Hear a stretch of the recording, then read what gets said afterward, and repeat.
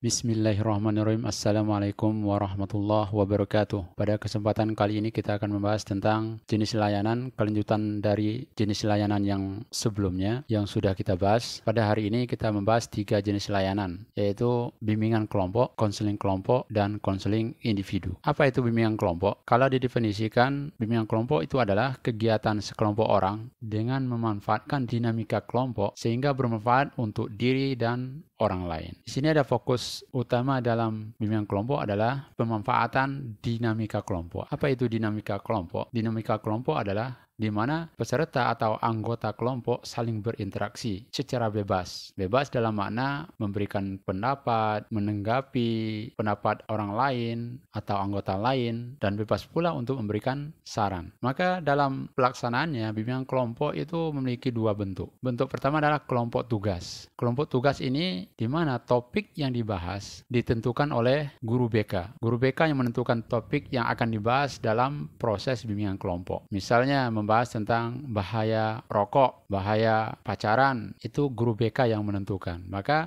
anggota kelompok akan membahas tentang apa yang ditugaskan dalam bimbingan kelompok tersebut. Kemudian bentuk yang kedua bisa juga dalam bentuk kelompok bebas. Artinya topik yang dibahas itu merupakan hasil usulan dari anggota kelompok. Maka guru BK sebagai ketua kelompok dalam makna memfasilitasi anggota kelompok menawarkan kepada anggota kelompok untuk mengajukan topik yang mungkin untuk dibahas pada saat itu. Maka usulan-usulan tersebut didiskusikan oleh anggota kelompok mana usulan yang mau akan dibahas. Ini bentuk yang kedua. Jadi ada bentuk tugas atau kelompok tugas maupun bentuk kelompok bebas. Kemudian topik yang dibahas dalam bimbingan kelompok itu topik umum yang berkaitan langsung dengan siswa. Misalnya tadi bahaya narkoba. Banyak kasus-kasus narkoba yang melilit para pelajar atau para siswa misalnya, itu bisa dibahas di bimbingan kelompok. Begitu pula dengan topik-topik yang lain, misalnya tertib lalu lintas misalnya. Maka dalam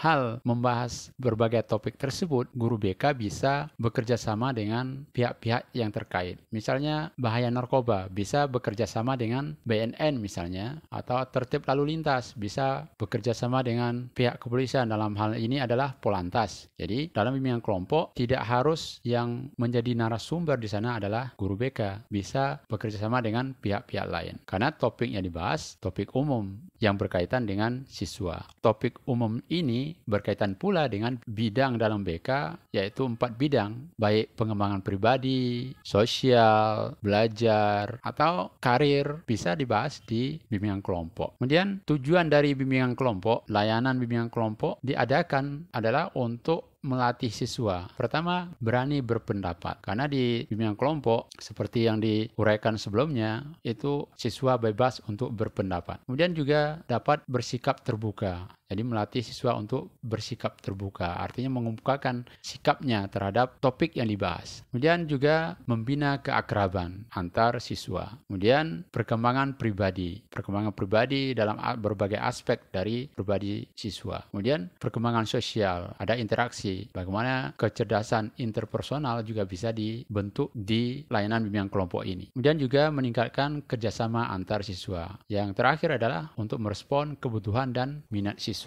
Dalam melakukan bimbingan kelompok, ada komponen yang terkait dalam kegiatan ini. Pertama, adanya ketua kelompok. Ketua kelompok ditentukan oleh anggota kelompok. Kesepakatannya, siapa yang akan menjadi ketua kelompok. Ini akan mengkoordinir anggota-anggota kelompok untuk mengikuti bimbingan kelompok. Kemudian adanya kelompok. Tentu komponen yang penting di sini adalah adanya kelompok. Ada ketua, ada kelompok. Kemudian pembimbing atau guru BK atau konselor atau narasumber yang lain seperti yang kita contohkan sebelumnya. Kemudian komponen yang inti dari bimbingan kelompok adalah pelaksanaan kegiatan bimbingan kelompok itu sendiri. Apa yang dilakukan dalam bimbingan kelompok? Ini bisa kita lihat dalam langkah-langkah dalam layanan bimbingan kelompok. Yang pertama itu tahap pembentukan. Tahap pembentukan ini berkenaan dengan ketika anggota kelompok sudah berkumpul, maka menerima secara terbuka dan mengucapkan terima kasih atas kehadiran mereka. Kemudian juga melakukan berdoa sesuai dengan keyakinan masing-masing. Kemudian guru BK menjelaskan tentang pengertian pengertian bimbingan kelompok. Apa itu bimbingan kelompok? Kemudian tujuan bimbingan kelompok seperti yang sudah kita jelaskan tadi. Guru BK menjelaskan tujuan dari kegiatan bimbingan kelompok itu apa. Kemudian juga menjelaskan cara pelaksanaan bimbingan kelompok. Caranya seperti yang akan kita bahas ini adalah langkah-langkah yang akan dilakukan dalam bimbingan kelompok. Kemudian menjelaskan juga azas-azas bimbingan kelompok. Kita sudah bahas tentang azas-azas yang perlu ditaati oleh semua anggota kelompok, dijelaskan oleh guru BK. Karena ini topiknya umum, walaupun asas kerahasiaan itu tetap ada, tapi bukan sesuatu yang inti dalam bimbingan kelompok, karena topik yang dibahas topik umum. Nanti ada azas kegiatan dan seterusnya, itu dijelaskan oleh guru BK kepada anggota kelompok. Dan baru setelah penjelasan seperti yang langkah-langkah sebelumnya, maka baru masuk ke perkenalan. Mungkin bisa dilakukan juga dengan permainan untuk perkenalannya, agar siswa atau anggota kelompok siap untuk melangkah ke kegiatan berikutnya. Pada tahap ini dinamakan tahap peralihan. Setelah tahap pembentukan, masuk ke tahap peralihan, di mana konselor atau guru BK menjelaskan kembali kegiatan kelompok itu. Kemudian tanya jawab terhadap kesiapan anggota kelompok untuk melanjutkan kegiatan. Bagaimana kesiapannya? Maka guru BK mempelajari, mengamati, dan bertanya kepada siswa. Kemudian mengenali suasana apabila anggota secara keseluruhan atau sebagian belum siap untuk memasuki tahap berikutnya dan mengatasi suasana tersebut. Itu guru BK punya peran di sini. Kemudian memberi contoh topik bahasanya dikemukakan dan dibahas dalam kelompok. Baru kemudian masuk pada langkah kegiatan. Tahap kegiatan, inti dari kegiatan kelompok atau kegiatan bimbingan kelompok. Untuk dua jenis kelompok seperti yang saya jelaskan sebelumnya adalah ada kelompok tugas dan kelompok bebas. Dalam langkah ini kita contohkan kelompok tugas. Jadi pemimpin kelompok mengemukakan topik bahasan yang telah dipersiapkan. Dia menjelaskan pentingnya topik tersebut, kenapa perlu dibahas. Kemudian tanya jawab tentang topik yang dikemukakan oleh pimpinan kelompok. Dan baru masuk ke pembahasan tentang topik tersebut. Sebelum mengakhiri tahap kegiatan ini, ada berupa selingan sehingga suasana menjadi kembali hangat. Dalam tahap kegiatan ini, yang terakhir adalah menegaskan komitmen para anggota kelompok apa yang segera dilakukan berkenaan dengan topik yang telah dilakukan. Ada komitmen dari kelompok untuk melangkah lebih lanjut untuk pengembangan diri mereka. Baru kemudian tahap pengakhiran. Di sini guru BK menjelaskan tentang kegiatan bimbingan kelompok akan segera diakhiri karena sudah melalui tahap inti tadi. Kemudian anggota kelompok diminta untuk mengemukakan kesan dan menilai kemajuan yang dicapai masing-masing. Setelah itu baru pembahasan kegiatan lanjutan. Karena bimbingan kelompok tidak berhenti pada satu topik saja. Maka perlu ada pembahasan tentang pertemuan berikutnya dalam bimbingan kelompok, perlu dibahas secara bersama-sama. Kemudian pesan serta tanggapan anggota kelompok. Yang terakhir, ucapan terima kasih, berdoa, dan perpisahan. Itu langkah-langkah dalam bimbingan kelompok. Kemudian kita masuk ke konseling kelompok. Ada bimbingan kelompok, ada konseling kelompok. Ini perlu diperhatikan, nanti antum akan tahu perbedaan antara bimbingan kelompok dengan konseling kelompok. Konseling kelompok merupakan salah satu jenis layanan bimbingan dan konseling yang dilakukan kepada beberapa orang, bisa 5-10 orang, memanfaatkan dinamika kelompok dalam rangka untuk mengentaskan masalah yang dialami oleh masing-masing anggota kelompok. Jadi, anggota kelompok yang memiliki masalah dan semua anggota kelompok memiliki masalah dan masalahnya itu dibahas dalam kelompok dengan memanfaatkan dinamika kelompok. Apa itu dinamika kelompok? Sudah kita bahas sebelumnya. Di sana ada anggota kelompok yang memberikan saran kepada anggota yang lain yang mengalami masalah. Mungkin anggota kelompok yang lain punya pengalaman dengan masalah yang dialami oleh anggota yang lain, maka ada masukan di sana, berpendapat di sana. Juga bisa menyanggah pendapat yang lain. Itu dinamika kelompok. Tujuan dari konseling kelompok adalah untuk membantu memahami diri anggota kelompok, kemudian mengembangkan penerimaan diri dan perasaan pribadi. Siswa atau klien bisa menerima dirinya dalam kondisi bermasalah seperti ini. Seperti apa mereka menerima kondisi mereka yang saat ini. Kemudian mengembangkan keterampilan sosial dan interpersonal. Ada ikatan antar anggota kelompok, bagaimana mengkomunikasikan pendapatnya. Dan juga tujuannya adalah belajar menjadi pendengar yang empatik. Artinya, bagaimana anggota kelompok memahami apa yang dirasakan oleh temannya yang lain dengan masalah yang dialami oleh teman-temannya tersebut. Tujuan yang lain adalah untuk membantu membuat tujuan. Ketika siswa mengalami masalah, apa tujuannya? Untuk mengentaskan masalah tersebut. Ketika sudah membuat tujuan, maka harus komitmen terhadap pencapaian tujuan tersebut. Apa yang harus dilakukan, maka dilaksanakan. Yang terakhir, tujuan konseling kelompok adalah pengentasan masalah masing-masing anggota kelompok. Berbeda dengan bimbingan kelompok, konseling kelompok hanya satu bentuk, yaitu kelompok bebas. Kalau bimbingan kelompok ada kelompok tugas dan kelompok bebas. Kalau konseling kelompok, bentuknya adalah kelompok bebas. Kenapa? Karena tidak ada dan tidak mungkin untuk memberikan tugas pada seseorang untuk bermasalah tertentu. Karena masalah dialami secara bebas oleh siswa. Maka masing-masing siswa punya masalah masing-masing. Dan masalah ini itu disebut dengan kelompok bebas. Masalah yang dibahas dalam konseling kelompok adalah masalah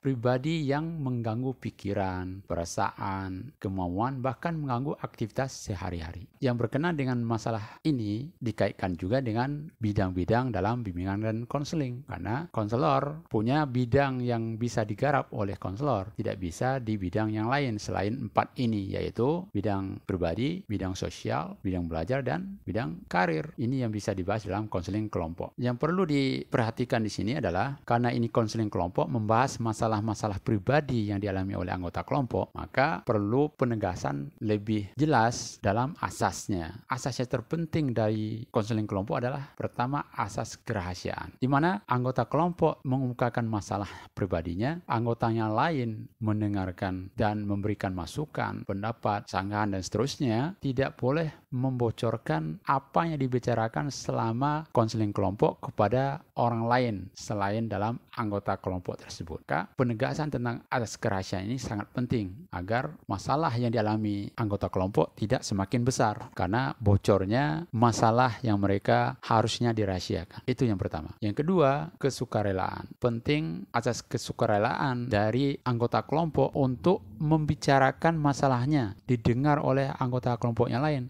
dan kesukarelaannya pula untuk mendengarkan masukan dan pendapat yang lain. Yang berikutnya, asas yang perlu ditanamkan dalam konseling kelompok adalah asas keterbukaan. Maka masalah yang dialami oleh masing-masing anggota kelompok secara terbuka dikemukakan dan anggotanya lain juga secara terbuka untuk memberikan tanggapannya. Asas berikutnya adalah asas kegiatan. Karena di dalam konseling kelompok itu ada kegiatan-kegiatan yang akan dilakukan oleh anggota kelompok untuk mengatasi masalah masing-masing anggota kelompok. Dan yang terakhir adalah kenormatifan. Maka penting juga untuk ditanamkan bahwa azas kenormatifan agar tidak terjadi kegiatan kelompok yang melanggar norma-norma yang berlaku. Lantas bagaimana pelaksanaan konseling kelompok ini? Hampir sama dengan bimbingan kelompok, ada tahap pembentukan, tahap peralihan, tahap kegiatan, dan tahap pengakhiran. Di sini yang dijelaskan oleh konselor pada tahap pembentukan adalah menerima secara terbuka, berdoa, kemudian menjelaskan apa itu konseling kelompok, kemudian menjelaskan tujuan konseling kelompok, kemudian bagaimana cara pelaksanaan konseling kelompok. Yang lebih penting lagi adalah asas tadi, asas dalam konseling kelompok agar semua anggota kelompok taat pada asas ini. Kemudian berkenalan, dilanjutkan dengan permainan rangkaian nama mungkin atau permainan yang lain. Untuk berikutnya masuk pada tahap peralihan. Maka konselor kembali menjelaskan kegiatan kelompok, yakni konseling kelompok ini seperti apa. Kemudian tanya jawab tentang kesiapan anggota untuk kegiatan lebih lanjut. Kemudian konselor juga mengenali suasana apabila anggota kelompok ada yang belum siap untuk masuk ke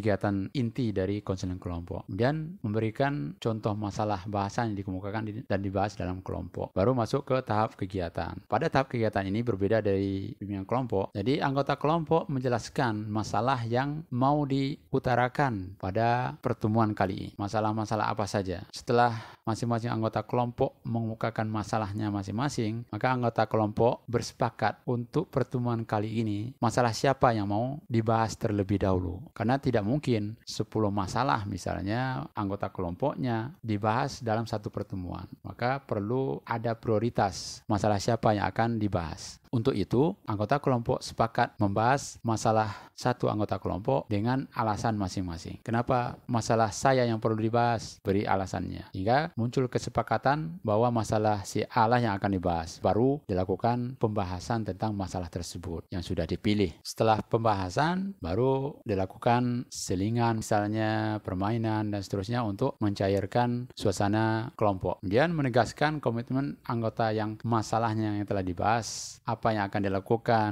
berkenaan dengan adanya pembahasan demi terentasnya masalahnya. Guru BK perlu menanyakan tentang komitmen dari anggota kelompok yang masalahnya sudah dibahas. Baru kemudian tahap pengakhiran. Ini sama dengan bimbingan kelompok tadi yang menjelaskan kegiatan konseling kelompok akan berakhir, anggota kelompok mengungkapkan kesannya, kemudian disepakati kegiatan selanjutnya, masalah siapa lagi akan dibahas, pertemuannya kapan, dan seterusnya. Kemudian yang berikutnya adalah pesan serta tanggapan anggota kelompok, ucapan terima kasih, berdoa, dan perpisahan. Jadi bimbingan kelompok dan konseling kelompok sudah kita bahas tadi. Perlu kita bedakan di sini antara bimbingan kelompok dengan konseling kelompok. Perbedaannya ada beberapa aspek. Pertama, aspek fungsi. Bimbingan kelompok fungsi adalah layanan pemahaman. Sementara konseling kelompok fungsinya pengentasan dan pengembangan. Mengentaskan masalah, mengembangkan anggota kelompok dalam mengentaskan masalahnya tersebut, atau pengembangan yang lebih lanjut setelah terentasnya masalah anggota tersebut. Kemudian dari aspek asas, bimbingan kelompok asasnya kesukarelaan, keterbukaan, kenormatifan, kerahasiaan, itu yang terakhir karena yang dibahas adalah topik umum. Sementara konseling kelompok yang utama di sini adalah kerahasiaan karena yang dibahas adalah masalah individu dan asas-asas berikutnya: kesukarelaan, keterbukaan, kegiatan, dan kenormatifan. Kemudian jumlah anggota bimbingan kelompok bisa 5 sampai 30 orang. Sementara konseling kelompok tidak boleh lebih dari 10.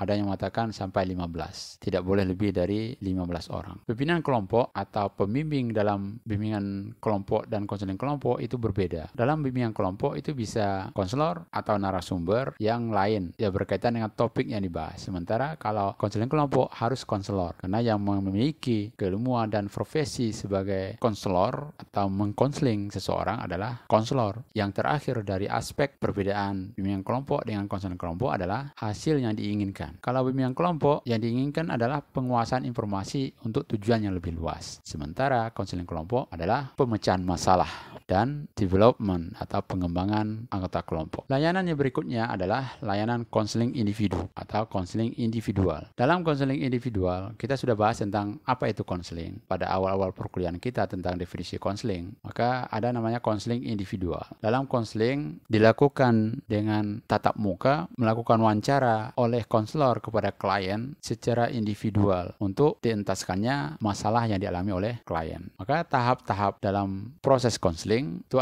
terdapat 5 tahap. Tahap pertama, tahap pengantaran atau introduction. Tahap kedua, penjajakan atau investigation. Kemudian tahap penafsiran interpretation. Yang keempat, tahap pembinaan intervention, dan tahap penilaian evaluation. Pada tahap pengantaran, maka di sini konselor mengantarkan klien memasuki kegiatan konseling dengan segenap pengertian, tujuan, dan prinsip dasar yang menyertainya. Jadi bagaimana klien mengerti tentang proses konseling, apa tujuan konseling, dan prinsip apa yang dipegang oleh konselor dan klien dalam proses konseling. Dan konselor menerima secara hangat, permisif, tidak menyalahkan, penuh pemahaman, dan penstrukturan yang jelas apa yang akan dilakukan. Itu tahap pengantaran. Maka penstrukturan di sini, konselor perlu menjelaskan apa itu konseling, bagaimana konseling dilakukan, ke arah mana konseling akan dicapai, kemudian asas-asas pokok konseling. Kemudian perlu juga dijelaskan peran konselor apa dalam konseling individual itu dan perannya klien apa. Penstrukturan ini sangat penting dalam proses konseling agar antara konselor dan klien satu persepsi sehingga tujuan akhir dari konseling individual ini tercapai, yaitu terentasnya masalah yang dialami oleh klien. Tahap berikutnya adalah penjajakan. Di sini baru masuk ke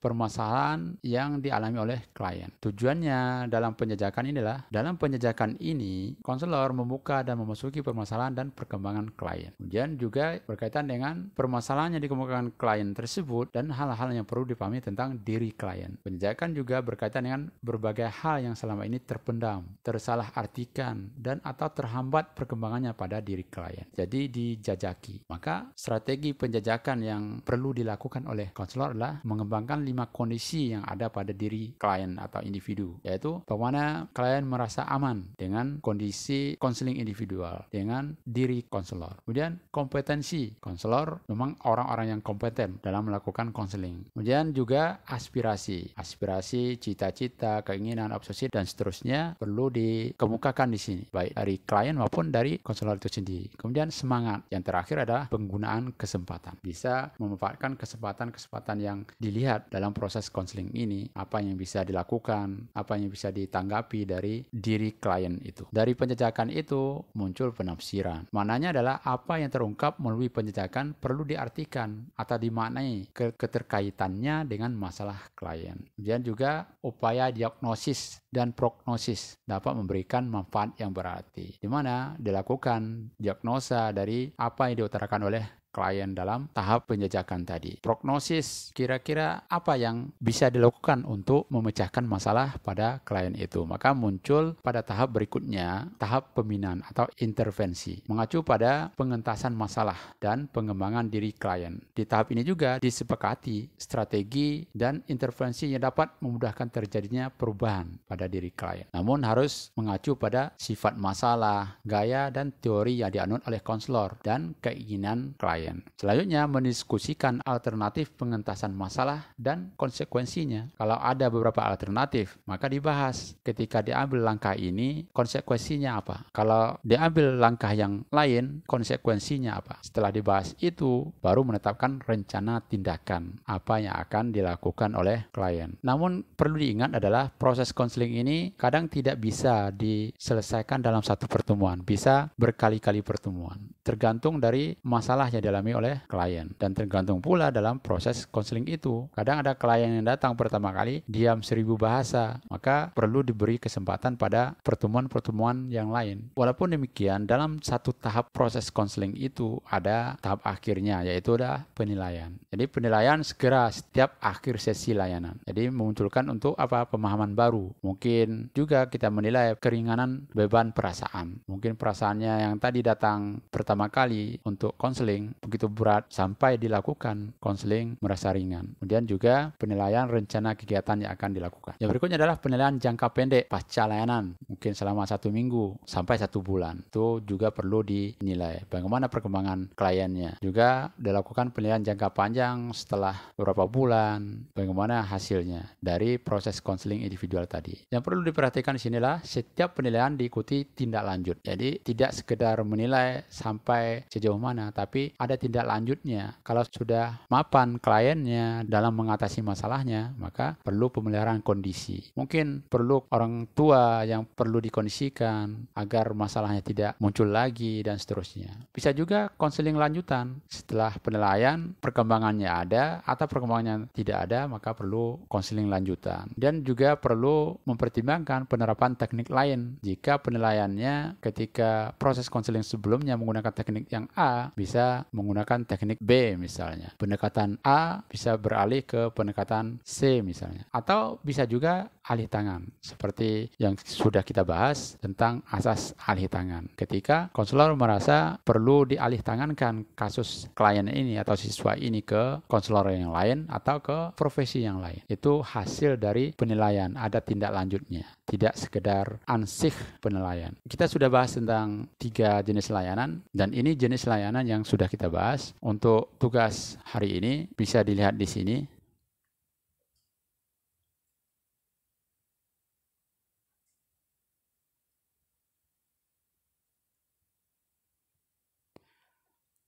Untuk tugasnya bisa dikumpulkan paling lama minggu depan sebelum perkuliahan selanjutnya. Terima kasih. Mohon maaf. Assalamualaikum warahmatullahi wabarakatuh.